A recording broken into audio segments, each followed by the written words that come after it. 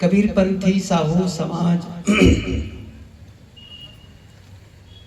का संगठन कैसे हो, विकास कैसे हो, कौन कौन सी ऐसी बातें हैं जो हमको ध्यान रखनी चाहिए।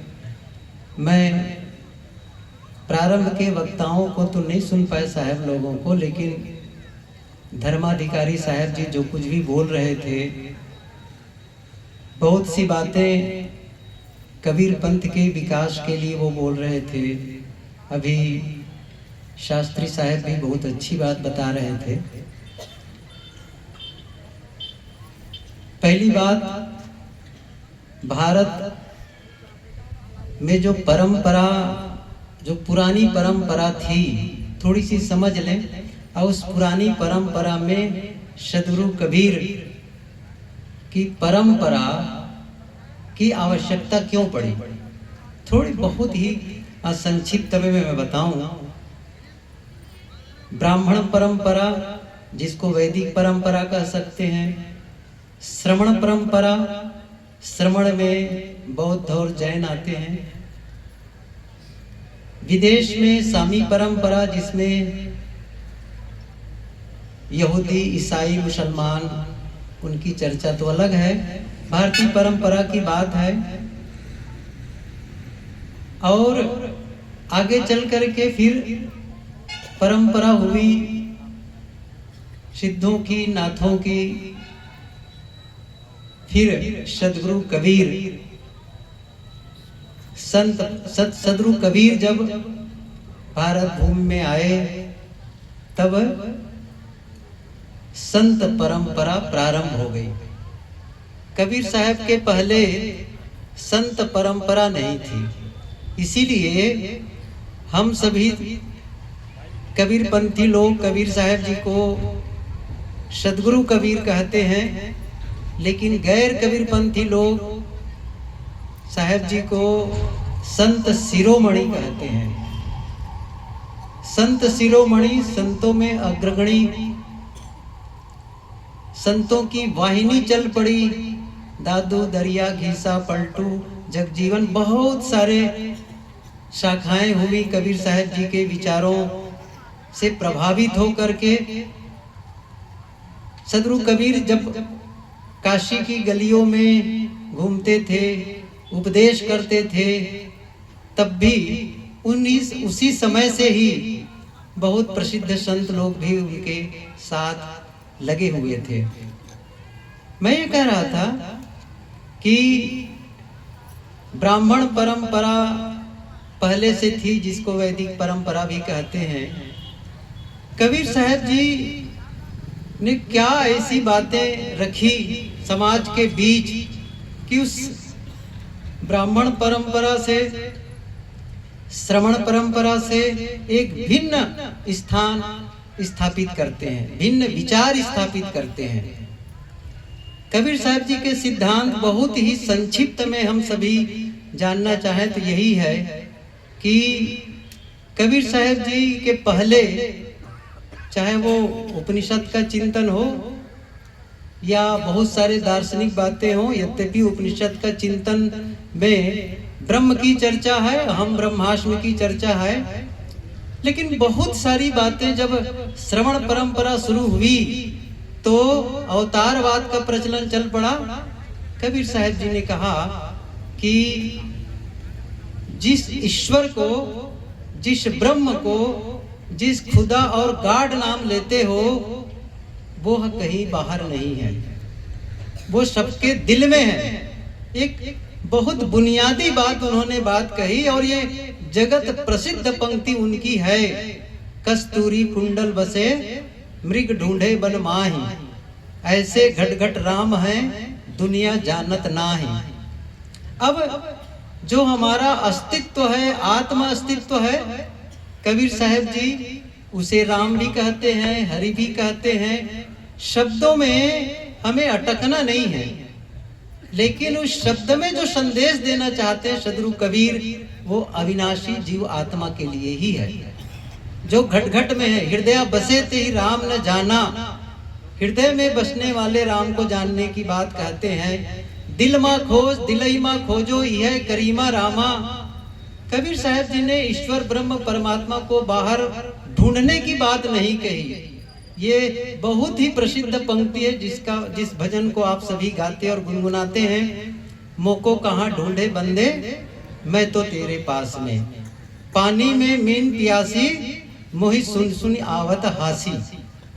अब ये आप छोटी बात मत मान लीजिए कि ठीक है एक बाहर परमात्मा मार रहा है, एक दिल में मार रहा है, क्या फर्क पड़ता है? फर्क पड़ता है। आप समझिए इस चीज को। बाहर परमात्मा मान करके उनके प्रति विनय वंदना करना, उनकी आराधना करना और ये प्रतीक्षा करना कि वो आ करके हमारा कल्याण कर देंगे, हमारे पापों को काट देंगे। कबीर साहब जी कहते नहीं, आप पाप करोगे तो फिर कोई भी आराधना और कोई भी पूजा आपके पापों को काटने वाला नहीं है। और हम सभी जानते हैं उनकी पंक्तियों को, कबीर कमाई आपनी निष्फल कभी न जाए, बोया पेड़ बबूल का। ये मैं समझता हूँ छोटे बच्चे भी जानते हैं इस चीज को, अनपढ़ महिलाएं भी जानती इस चीज इनकी बातों को। इसका मतलब है कि कोई गलत कर्म करे और पूजा पाठ करके, कोई स्तुति वंदन करके, कोई मंत्र जप करके, माला फेर करके, किसी नदी में नहा करके पाप काटना चाहे, साहब उसको पसंद नहीं करते। उन्होंने एक बात कही है, जीव मत मारो बापुरा सबका एक है प्राण, हत्या कबहू न छूटी है जो कोटिन सुनो पुराण। जीव घात ना कीजिए बहुर लेत वह कान, तीरथ गए न बाँची हो जो कोट हीरा देहुदान। अब इससे स्पष्ट और क्या हो सकता है?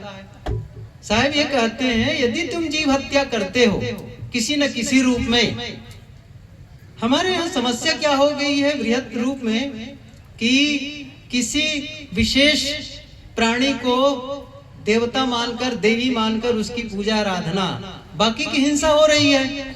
कबीर साहब कहते हैं वो सब में, जिसे आप बकरा मुर्गा कहते हो, भेड़ कहते हो, अन्य पशु पक्षी कहते हो, सब में वही जीव है। कबीर साहब जी ने कहा है ना कि घाव काहि पर घालो, जित देखो तित प्राण हमारो। कितनी बड़ी बात साहब कहते हैं। इसका मतलब है कि हम तीर्थों में जा करके दान दक्षिणा करके पापों से बच नहीं सकते, और यही भटकाव आज है। मैं ये कह रहा हूं, हम कबीर पंथी भाई जब कबीर साहब के विचारों को पा गए तब भटकने का कोई चांस नहीं है। यदि कोई भटक रहा है तो इसका मतलब है वह सद्गुरु कबीर के विचारों का अध्ययन मनन नहीं कर रहा है, श्रवण नहीं कर रहा है, उसके अनुसार जीवन नहीं जी रहा है। देवी और देवता न वो मंदिर में है न किसी मूर्ति में है। कबीर साहब जी ने कहा ये देवी और देवता प्राणियों में है, मनुष्यों में है। जितने नर हैं वो देवता हैं और जितनी नारियां हैं वो देवियां हैं। उनके साथ सुंदर व्यवहार करो, यही उनकी पूजा है। हम आजकल मैं वही बताना चाह रहा हूं, हम कबीर साहब के अनुगामी, इसके बावजूद फिर भी वही रास्ता भटक रहे हैं। कहां संगठन हो पाएगा?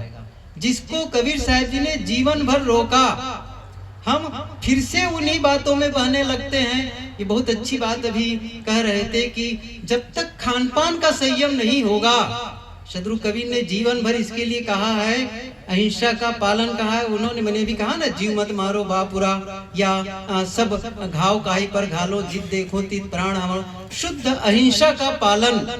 अब बहुत अच्छी बात कह रहे थे, जब वर वधू का मिलान करना होता है, घर देखना होता है, तब इसी रोड से मैं एक बार जा रहा था, उधर गुंडरदेही के आगे एक जगह से इधर, तो जो ड्राइव कर रहा था भाई, 2-3 साल पहले, 4 साल हो गया होगा शायद, पहले की बात है। साहब मैंने सुना है इस क्षेत्र में कबीरपंथी बहुत है ऐसे चलते हुए, लेकिन जब बहू ढूंढने आओ या दामाद ढूंढने आओ तो शुद्ध शाकाहारी घर नहीं मिलता है। मैं कितना सच कह रहा हूं सबको पता है और कितना सही नहीं है। अब मैं कह रहा हूं फिर हम केवल कोई एक कंठी मात्र पहन लें, दीक्षा ले लें, अमुक पूजा पाठ कर लें, इससे क्या होगा? बात यह है कि उनके बताए रास्ते पर जब तक नहीं चलेंगे तो ये संगठन की बातें कहना केवल हवाई बातें हो जाएंगी। मैं कहता हूं जो साहब ने कबीर पंथ का मतलब ही क्या निकला ये समझे। मतलब कबीर साहब जी ने जो पथ बताया, जो रास्ता बताया सत्य के अनुभव के लिए, सत्य की अनुभूति कैसे होगी, शांति की अनुभूति कैसे होगी, साहब ने कहा यह रास्ता चलोगे, ये कार्य करोगे तो सत्य का अनुभव कर पाओगे। और जो भी उस रास्ते पर चलता है ना उसे कहते हैं कबीरपंथी। पथ माने रास्ता, सीधी सी बात है। वहां तो हिंसा की बात कही नहीं गई है, अंधविश्वास की बात कही नहीं गई है। मैं समझता हूं हम कबीरपंथी ना हो और केवल बाहर के लोग बोलना शुरू करें, विद्वान लोग बोलना शुरू करें, तब भी सदगुरु कबीर की जब चर्चा करेंगे तो कहेंगे वो अंधविश्वास और पाखंड के विरोधी थे, वो जातिवादी के विरोधी थे। ये कोई भी कहेगा, हम तो कह ही रहे हैं, वे लोग भी कहेंगे वो किसी देवी देवता की उपासना में नहीं पड़ते थे, वो किसी ईश्वर ब्रह्म को मनाने नहीं लगे थे, वे स्वयं अपने बाहुबल का भरोसा करते थे। उनकी पंक्ति बहुत प्रसिद्ध है, करु बैया बल आपनी छाड़ बिरानी आश, जाके आंगन नदिया बहे सोकस मरे पियास। तो किसी के भरोसा केवल उन्होंने सदगुरु संतों के लिए कहा है। संत महंतो सुमिरो सोई, जो काल फांस से बाचा होई। संत उनके आराध्य थे, सदगुरु उनके वंदनीय थे, उपास्य थे। इसके अलावा कोई देवी देवता, मैं अब तो 25% लोग बचे हैं, लेकिन बस इतनी बात मैं कहना चाहता हूं, आप किसी देवी देवता की उपासना कर रहे हैं, किसी मूर्ति की उपासना कर रहे हैं, किसी चित्र की उपासना कर रहे हैं, साहब कहते हैं कि आप जो घर में देवी देवता है उसके साथ तो पहले सुंदर व्यवहार करो। आप बाहर अष्टभुजी और कितने भुजा का बना करके उसको तुमेव माता च पिता तुमेव कह करके वंदना कर रहे हो और जगदम्बा कहते हो। असली जगदम्बा तो ये माताएं हैं जो सबको पैदा कर रही हैं। इनके साथ दुर्व्यवहार करोगे और उसको जगदम्बा कह करके उपासना करोगे, नहीं। साहब कहते ऐसा नहीं है, वो मनुष्यों को साहब ने कहा है कि इनको सही पथ पर चलना जरूरी है। हम सब ये काम करते हैं तो मैं समझता हूँ ये एक रास्ता होगा हम सबका चलने का, जब हमारा खान पान सही होगा। अब ये तो खैर बहुत स्थूल बात हो गई, अंडा मांस मछली का खाना या न खाना। आजकल जो व्यसन है इतना खतरनाक हो चुका है, हम सभी जानते हैं। आज मैं कबीरपंथी भाई लोग जो बैठे उनसे मैं निवेदन करता हूं कि पहले और आज में बहुत अंतर हो चुका है। पहले बिगड़ने की संभावना कम थी, विकास की भी संभावना कम थी। आप सभी जानते हैं पहले किसी को सिनेमा देखना हो तो कितनी दूर जाते थे, बताओ नेत्राम जी, शायद बालोद ही जाते रहे होंगे, सही है कि नहीं, या दुर्ग जाते रहे होंगे। कितना कठिन होता था सिनेमा देखने के लिए। फिर बहुत बाद में जब मैं छोटा था तो पंचायत में एक टीवी आने लगी, बड़ी बड़ी छतरी वाली, सही है कि नहीं, वो भी ब्लैक एंड व्हाइट। और बाद में फिर जब कलर टीवी चल शुरू हो गई तब वो टीवी गांव में प्रचारित होने लग गई। जब से रामायण और महाभारत का सीरियल चला, लोग खेत बेच के भी टीवी लेने लग गए, ऐसा मैंने सुना। मतलब घर घर टीवी, और जहां बड़े घर हैं वहां अलग अलग कमरे में टीवी, सब भाइयों का अलग अलग टीवी होने लग गई। अब तो बातें खत्म करो टीवी की, हाथ में है वो सारी चीजें, समझ रहे हैं ना, क्या देख रहे हैं उसमें, क्या सुन रहे हैं। आज हमारे, मैं एक दिन कहा था वहां पिछले गांव में कि राम राज्य लाने की बात कह रहे हैं और राम और भरत राज्य को त्याग दिए एक दूसरे के प्रेम में। भाई भाई में इतना प्रेम था कि राज्य को ठुकरा दिए, त्याग कर दिए। तो जब तक ये नहीं करोगे तो फिर राम राज्य कहां से आएगा। ऐसी कोई एक संत प्रवचन में बोल रहे थे, मैंने कहा ये राजगद्दी त्याग की बात तो छोड़ दीजिए, आप अपने घर जाइए, अपने युवक युवती जो बाल बच्चे हैं, बेटे हैं बेटियां हैं, उनको कहो ये जो मोबाइल है ना ये तुम्हें नुकसान कर रहा है। न पढ़ाई में मन लगता है, न काम में मन लगता है। एक काम करो, मोबाइल तुम छोड़ दो, जमा कर दो मेरे पास मोबाइल। आपकी कमाई से मोबाइल, आपने दिया है मोबाइल, उसी मोबाइल को क्या कर रहे हैं आप, छोड़ दो मोबाइल, मत देखो मत देखो। क्या हिम्मत है ऐसे कहने की? पूछ रहा हूं। मैं बता देता हूं, यदि आप कहेंगे तो क्या रिजल्ट आएगा उसको बताऊं? वो क्या कहेंगे, आपको छोड़ सकता हूं, मोबाइल नहीं छोड़ सकता हूं। सही है कि नहीं है? अब आप सोचिए, इसमें आप क्या देख रहे हैं? आप उनके पासवर्ड पूछ करके देखो, क्या देख रहे हो पूछ करके देखो। मैं इसलिए बता रहा हूं, ये मेरा वर्णन का विषय अभी नहीं है। मेरा मतलब ये है, बिगड़ने के चांस बढ़ गए हैं, ये मैं कह रहा हूं। और इसी प्रकार से कोई गांव में ठेला नहीं लगता था वो अंडे और क्या क्या बेचने के लिए, चाट इत्यादि के लिए। अब तो बहुत छोटे गांव में भी अंडे का ठेला लगा देंगे, उसको कर दे। मैं इसलिए कह रहा हूं, ये जो सारी बातें भूली हुए भटकने के चांस है, आप सबकी जिम्मेदारी है कि आप स्वयं सही रास्ते पर चलें, आपके बाल बच्चों का ध्यान रखें। बाल बच्चों का ध्यान नहीं रखोगे, कब क्या खा रहे हैं, क्या पी रहे हैं, क्या देख रहे हैं, तो केवल माला जपने से काम नहीं चलेगा, केवल पूजा कर लेने से काम नहीं चलेगा। मैं एक बात कहूं, पूजा पाठ से जीवन नहीं बदलता है। जीवन बदलता है जब आप बदलते हैं। और आपका बदलने का मतलब कपड़ा बदलना नहीं होता है, आपका बदलने का मतलब गांव बदलना नहीं होता है, आपका बदलने का मतलब बताऊं, पत्नी बदलना नहीं होता है। समझ रहे हैं ना? आपका बदलने का मतलब आपके चित्त की दशा बदले, आपकी मानसिकता बदले, आपका विचार बदले। विचार में वही पुरानी परंपरा है, वही ढकोसला है, वही खान पान है। नहीं, सत्य के आराधक बनो, तब काम बनेगा। अब किस, अभी साहब कह रहे थे ना कि कबीर पंथ टुकड़ों में बट गए, वो ठीक है उनका कहना, लेकिन मैं बहुत इसमें सहमत नहीं हूँ। मैं कहता हूँ हर कबीर पंथी सब संगठित है, कोई बात नहीं, अलग अलग विचारधारा थोड़ी सी, कोई इस ढंग से मार रहा है, कोई इस ढंग से मार रहा है, लेकिन जब भी जरूरत पड़ती है हम सब साथ होते हैं। देखिए, एक साथ बैठना हुआ, कोई काम होता है साथ कर लेते हैं। कभी कभी कोई वैचारिक भिन्नता किसी बात को लिए, किसी व्यक्ति ने कहा, उसको हम समूह का संदेश न मान लें। मैं ये कह रहा हूँ कि यदि मैं जो बोल रहा हूँ तो इसका मतलब मेरे विचारों को पूरे समूह का संदेश न मान ले, ये मेरे तरफ से है। हो सकता है मेरे विचारों में कहीं खामी रह जाए तो कहो पूरे समूह गलत है, मैं नहीं मानता हूँ इस चीज को।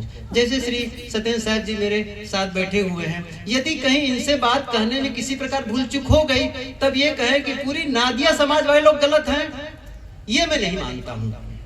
गलत वो भी नहीं है, लेकिन कहते कहते कोई बात हो गई और किसी के मन में कोई उत्तेजना है, कह दिए, नहीं, फिर भी हम सब एक हैं। अब महत्वपूर्ण क्या है, कबीर साहब जी के उनके विचारों को आत्मसात करना है। जो भटकाव के, जैसे मैंने कहा ना, ये बिगड़ने के साधन बहुत सारे आसपास हो गए हैं। और इतना ही नहीं है, अंधविश्वास को फैलाने वाले चारों तरफ फैले हैं। अनिल जी हमको गाड़ी में ला रहे थे, ट्रक के ऊपर एक वाक्य लिखा था, वो देख करके वो हंसने लगे। उसमें क्या लिखा था, सारी समस्याओं का हल क्या कहते हैं, एक लोटा जल। मैं किसी का कोई विरोध में नहीं हूं। अब इस प्रकार से जब सरल सस्ता नुस्खा देखते हैं तो कबीर पंथ के लोग भी भटकने लग जाते हैं। सही है कि नहीं है? अब उसी में जाएंगे, उसमें चढ़ाएंगे। अच्छा मैं पूछूं, कहाँ कबीर साहब जी ने कहा है कि आप शिवलिंगी में पानी डालो?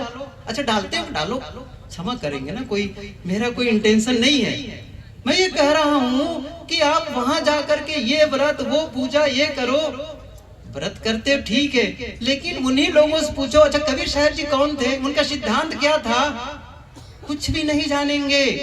ना सदगुरु कबीर के विचारों को पठन मनन। अभी मैं साहब से सुन रहा था, पाठ भूल गया और क्या साहब कहे थे, शायद उसी को दोहरा रहे थे। ये हम सभी भूलते चले जा रहे हैं, चाहे वो बीजक पाठी हो या अन्य कोई पाठी हो। कबीर साहब की परंपरा के कौन कितने लोग पढ़ते हैं बताइए मुझे? पढ़े लिखे तो सब लोग बैठे हुए हैं, कहाँ उनकी रोज के पठन मनन होता है? जब आप हम सब सदगुरु कबीर की वाणी का पठन मनन नहीं करेंगे तो अंधविश्वास तो भीतर आएगा ही, खान पान गलत होगा ही।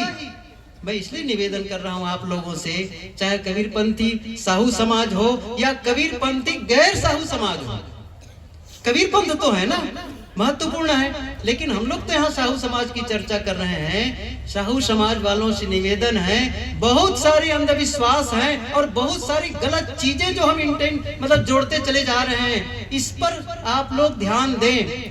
मैं एक छोटी सी बात कहूँ, ज्यादा विस्तार से नहीं करने वाला हूँ, कि किस प्रकार हम कबीरपंथियों में भी, जो साहू समाज है उसमें भी, मैं कहीं कहीं जानता हूँ, मुझे बहुत तो सरोकार नहीं पड़ता है। कुछ लोग कहते हैं साहब, बारात में जितने लोग बाराती नहीं आते उससे ज्यादा तो सगाई में आते हैं। सही है कि नहीं है? इस पर कोई चर्चा नहीं करता है किसी। चलो ठीक है, वो बड़ा आदमी है, उनके पास पैसे वाले हैं तो उनको लोड दो। अब जो छोटा आदमी बेचारा, उनके यहाँ भी 100-200 पहुंच जाओ सीधे सीधे, कितनी हैरानी की बात है। कोई चर्चा नहीं करते इसके बारे में, वो भटक रहे हैं जहां तहां उस चीज के लिए। बताओ इस चीज को, इसकी क्या आवश्यकता है? मृत्यु भोज में ये खिलाना है, वो खिलाना है। कहीं कहीं अच्छा हुआ है कि मृत्यु भोज को टालते हैं, कैसे करते हैं। मैं समझता हूँ आपके पास संपत्तिशाली है, वो भी यदि इसको टाल दे, वो भी टाल दे इस चीज को, और कहीं कहीं जो सामूहिक विवाह कर दे, मैं समझता हूँ अच्छा है, अच्छी बात है ये। क्यों? वो जो बहुत सारी उसमें बातें चलती है, थोड़े खर्चे निपट जाता है, फालतू खर्च से बचो। पैसा है तो क्या हुआ, आप किसी वर वधू को दे दो और किसी हित कार्य में लगा दो, लेकिन पटाखा फोड़ना, ये करना, वो खिलाना, वो करना, तमाम गाजा बाजा कम करो। और जो भीड़ आकर के किसी को अधिक लोड देते हो, कम करो। संगठन का क्या मतलब है? विकास में सहयोगी बने आप, विकास में केवल। लेकिन संगठन क्यों है? कोई गलती करे तो उनको दंड लेने पहुंच जाएंगे ये संगठन वाले, ये समाज वाले। मेरा निवेदन ये है, आप दंड लेने के अधिकारी तब हैं जब उन्हें सत्य मार्ग पर चलने वाला प्रशिक्षण दें, सही इंसान बनने वाला प्रशिक्षण दें। हम गृहस्थी में जब प्रवेश करते हैं ना, देवी देवता गृहस्थी में प्रवेश करते हैं, कोई प्रशिक्षण होता है भला? नहीं होता है कोई प्रशिक्षण। जब माँ बन जाती है कोई प्रशिक्षण नहीं होता है, पिता बन जाते हैं कोई प्रशिक्षण नहीं होता है, दादा दादी बन गए कोई प्रशिक्षण नहीं होता है। बिना प्रशिक्षण के पुलिस, बिना प्रशिक्षण के टीचर, बिना प्रशिक्षण के डॉक्टर और बिना प्रशिक्षण के ड्राइवर कैसे होगा बताइए? बिना प्रशिक्षण की गृहस्थी। मैं कहता हूं आप कबीरपंथी साहू समाज वालों से निवेदन मेरा ये है, आप प्रशिक्षण शिविर लगाइए कि कैसे हमें अपने परिवार को संगठित करना है, कैसे हम इन व्यसनों से अपने आप को मुक्त करें। हम सबको हम करना है इस चीज को। और जो गलतियां आज नए नए लोग कर रहे हैं, युवक युवती कर रहे हैं, कैसे उन गलतियों से बचा जा सके, ये जरूरी है। कौन सी बातें होती मैं पूछूं? हम सत्संग कर लेते, हमें बुलाते, उनको बुलाते, उनको बुलाते, हम अपनी बात कह दिए, वो अपनी बात कह दिए, कोई पूजा कर दिए, कोई और अपना ढंग है कर दिए, उसके बाद छुट्टी पा गए। नहीं बंधुओं, ये केवल कर्म कांड में अटके रहने से काम नहीं चलने वाला है। मैं स्पीच देके चला जाऊं और आप कैसे भी हो, क्या मतलब निकलता फिर संबंध संतों का और भक्तों का संबंध से? नहीं, हम एक दूसरे के सहयोगी बने, एक दूसरे की उन्नति में सहयोगी बने। और जहां अंधविश्वास और भ्रम कहीं भी आने लगता है, और मैं फिर से कह रहा हूं, सदगुरु कबीर की चर्चा कोई भी पाठक करता है, कोई भी विद्वान करता है, हम कबीरपंथी करते हैं, बार बार यही करेंगे। क्या वो हमेशा क्या करते हैं? अंधविश्वास के विरोधी थे, कुरीतियों के विरोधी थे, पाखंड के विरोधी थे, सभी चर्चा करते हैं। और वो सत्यपथ के राही थे। हमें सतपथ पर चलना है, और ये जिम्मेदारी आप सबकी, खास करके बुजुर्गों को, सबके लिए, आप सबकी माता बहनों की। बच्चों से प्रेम करो, लेकिन जब कहीं बच्चे गलत करे, क्यों नहीं नियम बना लेते हो? यदि कोई बच्चा को देखो गुटखा खाया, घर से कह दो, खबरदार, यदि तुम गुटखा खाओगे तो इस घर में तुम्हारा प्रवेश नहीं होगा। खबरदार, तुम यदि गलत चीज खाओगे तो यहाँ तुम्हारा प्रवेश वर्जित है। कह के तो देखो जरा से, क्या जरूरत है? गलत बेटे के माँ बनने से अच्छा है कि बिना बेटे के माँ रह जाओ। क्या जरूरत है इस चीज को करने की? अर्थात वो आप जहर मत पालो, या तो फिर जिम्मेदारी आपकी है। इसका मतलब है आप कमजोर हैं कि आप अपने परिवार वालों को संगठित नहीं कर पा रहे हैं, खान पान को सही नहीं कर पा रहे हैं। कबीर साहब जी ने जो रास्ता दिखाया है, जब तक उस रास्ते पर कृत संकल्प होकर के नहीं चलेंगे, स्वयं नहीं चलेंगे और अपने ही परिवार वालों को चलने के लिए प्रेरित नहीं करेंगे, तो फिर हमारा संगठन काम आने वाले बिखर जाएगा। मेरा बहुत विनम्र निवेदन है आप सभी से, हम सभी सदगुरु कबीर के अनुगामी हैं, ये हमें गर्व करना चाहिए। मैं सही बता रहा हूँ, क्योंकि कबीर साहब जी निश्चित रूप से पुरानी परंपरा से भिन्न स्थापना करते हैं अपने आप को, और आज भी कबीर साहब जी एक मशाल की तरह ज्वलंत रूप उनका है। सभी संतों में जिनको शिरोमणि कहा जाता है, देश विदेश में जिनकी चर्चा होती है, जिनकी वाणी वचन पढ़े जाते हैं, हम उनके अनुगामी हैं और फिर भी भटक रहे हैं। देवी देवताओं को बाहर के पूज करके तमाम अंधविश्वासों में कि इस नदी में नहा लेंगे, वो पाठ कर लेंगे, वो पूजा कर लेंगे। साहब कहते हैं कोई जरूरत नहीं है, अपने कर्मों को सुधारो, पवित्र कर्म करो, तो निश्चित रूप से आपका कल्याण होगा। और उसके मार्गदर्शक हमारे संत गुरुजन हैं, उनके प्रति विनम्र हो, उनकी वाणी वचन को सुने, उनके अनुगमन करें, उनसे पूछें, सत्य की बातें वे बताते हैं। हम सबका दायित्व है ये सब करें। और मैं बहुत देर से आप लोग श्रवण कर रहे हैं, मैं आप लोगों के कष्ट को समझ रहा हूँ, मुझे भी बहुत दूर जाना है। मैं आभारी हूँ वो त्रिलोकी साहब जी और सत्येंद्र साहब जी से कि वे लोग भी यहाँ कम से कम विराजमान है और भी संत लोग हैं। तो और आप सभी से मैं को आभार व्यक्त करता हूँ, धन्यवाद ज्ञापित करते हैं आयोजक गणों को कि अगले 2 दिनों पे और बहुत कुछ होने वाला है।